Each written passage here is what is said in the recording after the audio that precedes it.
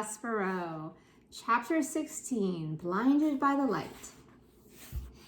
As our story continues, reader, we must go backward in time to the birth of a rat named Ch.16 and called Despereaux, a rat born into the filth and darkness of the dungeon, several years before the mouse Despereaux was born upstairs in the light. Reader, do you know the definition of the word Ch.16? If you look in your dictionary, you will find that it means the arrangement of light and darkness. Darkness and light together. Rats do not care for light. Despereaux's parents were having a bit of fun when they named their son. Rats have a sense of humor. Rats, in fact, think that life is very funny. And they are right, reader. They are right. In the case of Ch.16, however, the joke had a hint of prophecy to it. For it happened that when Despereaux was a very young rat, he came upon a great length of rope on the dungeon floor. "Ah, what have we here?" said Despereaux. Being a rat, he immediately began to nibble at the rope. "Stop that!" boomed a voice, and a great hand came out of the darkness and picked the rat up by its tail and held him suspended upside down. "Were you nibbling on Gregory's rope, rat? You smart alecky rat, nibbling on Gregory's rope. Gregory will teach you to mess with this rope." And keeping Despereaux upside down, Gregory lit a match with the nail of his thumb, and then held the brilliant flame right in Despereaux's face. "Ah!" said Despereaux. He pulled his head back away from the light. But alas, he did not close his eyes, and the flame exploded around him and danced inside of him. "Has no one told you the rules?" said Gregory. "What rules?" "Gregory's rope rat is off limits. So, apologize for chewing on Gregory's rope." "I will not," said Despereaux. "Apologize." "No." "Filthy rat," said Gregory. "You black-souled thing. Gregory has had it with you rats." He held the match closer to Despereaux's face, and a terrible smell of burnt whiskers rose up around the jailer and the rat. And then the match went out, and Gregory released Despereaux's tail. He flung him back into the darkness. "Do not ever touch Gregory's rope again, or you will be sorry." Despereaux sat at the dungeon floor. The whiskers on the left side of his face were gone.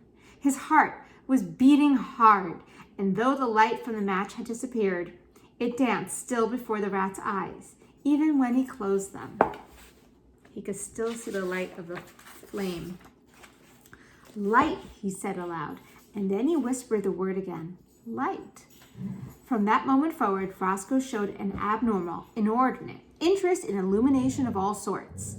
He was always in the darkness of the dungeon, on the lookout for light, the smallest glimmer, the tiniest shimmer. His rat soul longed inexplicably for it. He began to think that light was the only thing that gave life meaning, and he despaired that there was so little of it to be had.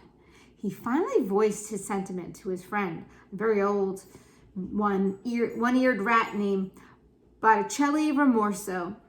"I think," said Despereaux, "that the meaning of life is light." "Light?" said Botticelli. "Ha ha ha, you kill me. Light has nothing to do with it." "What does it all mean then?" asked Despereaux. "The meaning of life," said Botticelli, "is suffering. Specifically, the suffering of others. Prisoners, for instance. Reducing a prisoner to weeping and wailing and begging is a delightful way to invest your existence with meaning." As he spoke, Botticelli swung from one extraordinary long nail of his right front paw a heart-shaped locket. He had taken the locket from a prisoner and hung it on a thin braided rope. Whenever Botticelli spoke, the locket moved. Back and forth it swung. "Are you listening?" Botticelli said to Despereaux. "I'm listening." "Good," said Botticelli.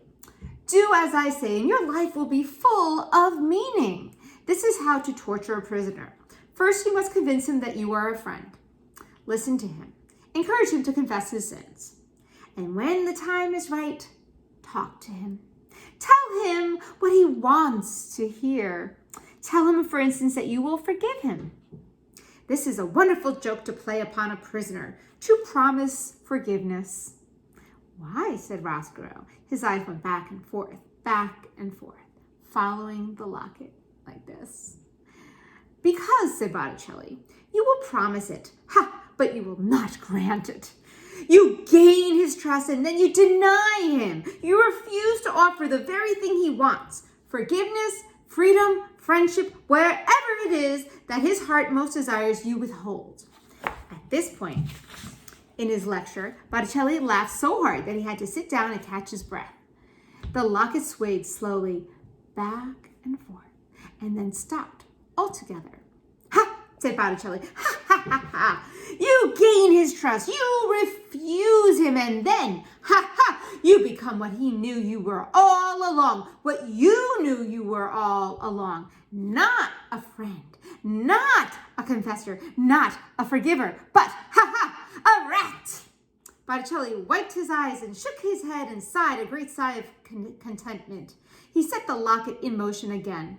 At that point, it is most effective to run back and forth over the prisoner's feet, inducing physical terror along with the emotional sort. Oh, he said, it is such a lovely game. Such a lovely game. And it is just about absolutely chock full of meaning. I would like very much to torture a prisoner, said Roscoe. I would like to make someone suffer. Your time will come, said Botticelli. Currently all the prisoners are spoken for, but another prisoner will arrive sooner or later. How do I know this will be true? Because, Roscoe, thankfully there is evil in the world, and the presence of evil guarantees the existence of prisoners. So soon there will be a prisoner for me? Yes, said Botticelli Ramoso. Yes, I'm looking forward to it.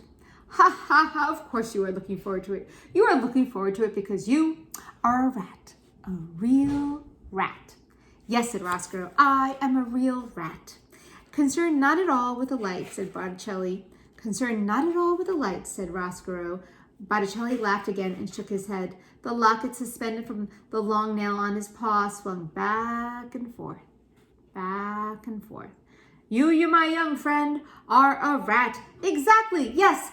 Evil, prisoners, rats, suffering, it all fits together so neatly, so sweetly. Oh, it's a lovely world, a lovely dark world. That is the end of chapter 16. Tomorrow I will read chapter 17, Small Comforts. Have a great day, my friends. Bye for now.